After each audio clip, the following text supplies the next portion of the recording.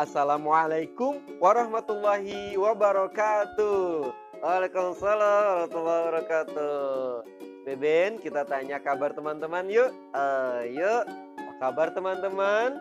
Semoga semuanya sehat walafiat ya. Amin. Oh ya teman-teman, jumpa lagi dengan Kak Mul dan Beben. Dan kali ini Kak Mul akan menceritakan tentang seorang sahabat Nabi yang ditolong oleh iblis. Waduh, serem ya. Gimana tuh? Wah, pokoknya nanti dengerin aja ceritanya bakal seru. Tapi kamu mau tanya dulu nih sama Beben.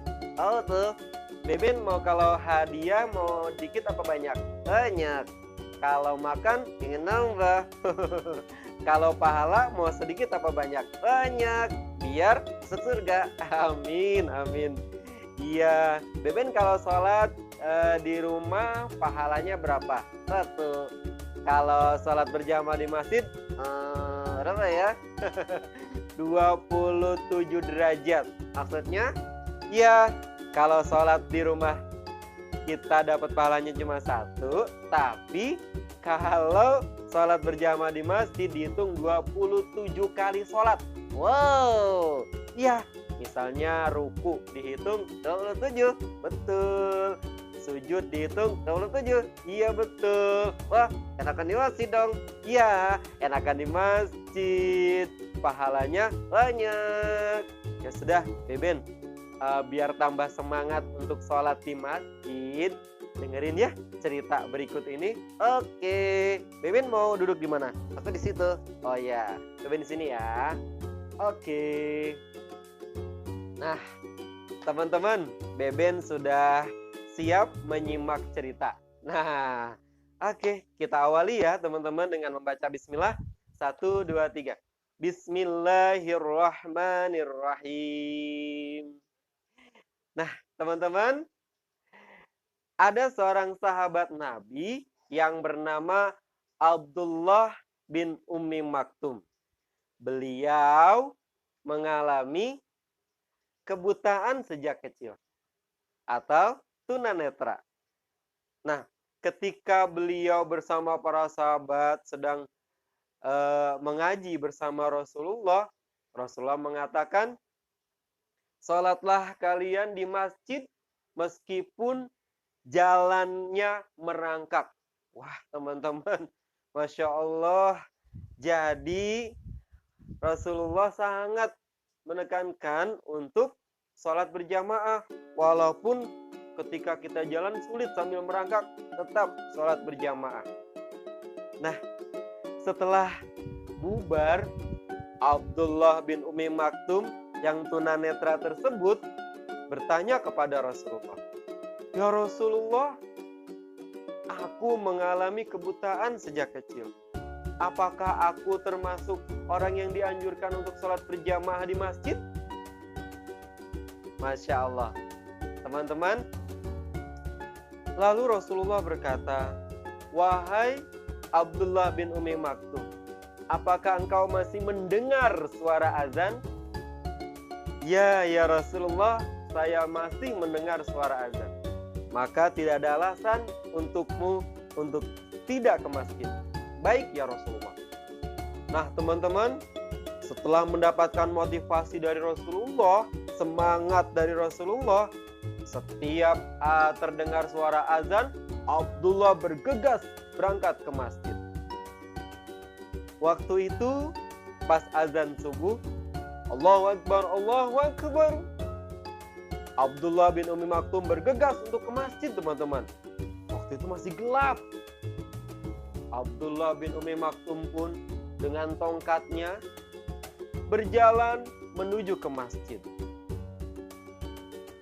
Satu ketika dia jalan, ia terpeleset dan kakinya berdarah. Ya, Abdullah bin Ummi Maktum kakinya berdarah teman-teman. Tetapi tekad untuk berangkat ke masjid tetap kuat. Abdullah walaupun kakinya berdarah, Abdullah tetap berangkat ke masjid. Hebat ya teman-teman. Nah, Di hari kedua, Abdullah bin Umi Maktum mau berangkat untuk sholat subuh lagi. Allahu Akbar, Allahu Akbar. Abdullah dengan tongkatnya bergegas ke masjid. Kali ini dia ditemani oleh seorang pemuda yang belum ia kenal. Pemuda ini sangat baik, menuntunnya berangkat ke masjid. Sehingga Abdullah tidak terpeleset lagi teman-teman karena dibantu. Hari kedua pun begitu. Allahu Akbar, Allahu Akbar. Abdullah bin Umi Maktum keluar dengan tongkatnya. Sholat berjamaah. Karena sholat berjamaah lebih utama daripada sholat di rumah sendirian. Abdullah berjalan. Ada lagi pemuda yang kemarin membantu dan menuntunnya berangkat ke masjid. Abdullah pun tidak terpeleset. Di hari berikutnya, Abdullah bertanya sama pemuda tersebut. Wahai pemuda, engkau sangat baik hati kepadaku. Aku ingin mendoakanmu. Tapi aku mau tahu dulu siapa engkau. Kata si pemuda tadi. Hei Abdullah, tidak penting tahu siapa namaku. Dan aku tidak butuh doa darimu. Kata Abdullah, kalau engkau tidak menyebutkan siapa dirimu, aku tidak mendoakanmu. Teman-teman, Abdullah bin Umi Maktum terus memaksa si pemuda tadi. Akhirnya si pemuda yang menolongnya berkata jujur. Wahai Abdullah bin Umi Maktum, aku adalah iblis. Aku menyerupai manusia. Hah? Iblis? Kenapa engkau menolongku? Bukankah iblis itu menyesatkan? Bahkan mencegah aku untuk ke masjid.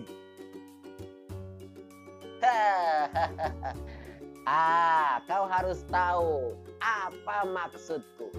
Apa maksudmu? Hari pertama kau terpeleset karena mau ke masjid. Dan dosamu separuh diampuni.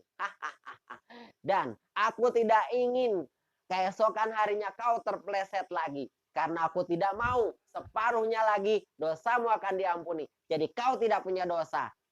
Aku tidak rela manusia tidak punya dosa. Aku harus membuat manusia berdosa. Oh, jadi itu maksudmu. Nah, teman-teman, ternyata yang menolong tadi siapa? Ya, iblis. Iblis berpura-pura baik agar dosa Abdullah bin Umi Maktum tidak terhapuskan semuanya. Jadi teman-teman, ketika kita berangkat ke masjid, misalnya aduh ngantuk tapi kita paksa ke masjid.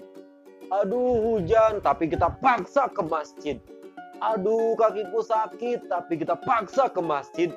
Maka pahalanya semakin besar dan semakin jauh kita melangkah berangkat ke masjid, dosa-dosa kita akan semakin banyak yang terhapus.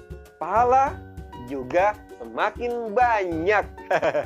Nah teman-teman, ayo khususnya yang laki-laki, sholat berjamaah di masjid. Masa kita kalah sama Abdullah bin Umi Maktum yang matanya tidak bisa melihat? Beliau pakai tongkat ke masjid. Kita yang segar, bahkan dekat dari masjid, masih dengar suara azan, masa masih malas ke masjid?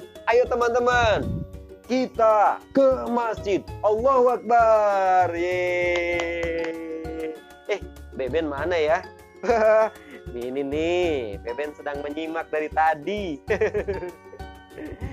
Beben, gimana? Wah, seru. Tambah semangat gak ke masjid? Iya, tambah semangat. Ya, masa kita kalah sama seorang yang matanya tidak bisa melihat tapi tetap ke masjid. Iya, kita normal nih, mata kita bisa melihat, tapi kita kok males ya. Jangan ada kata malas. Ya, ganti dengan rajin ke masjid. Nah, teman-teman, terima kasih ya sudah menonton cerita Kak Mul dan Eren. Sampai ketemu lagi di tema-tema berikutnya. Teman-teman, terima kasih ya sudah like, share, dan subscribe video ini. Jazakumullah. Ya, terima kasih. Assalamualaikum warahmatullahi wabarakatuh. Salam ceria. Yeha. Dadah. Demikianlah teman-teman, kisah-kisah Islami bersama Kak Mul. Semoga bermanfaat ya buat Kak Mul sendiri dan buat teman-teman yang ada di seluruh Indonesia. Oh ya teman-teman, nantikan terus ya cerita-cerita Islami lainnya dari Kak Mul dengan terus mengklik channel Kak Mul. Tapi jangan lupa belajar. Oke? Sampai jumpa. Billahi taufiq wal hidayah. Assalamualaikum warahmatullahi wabarakatuh. Yeha.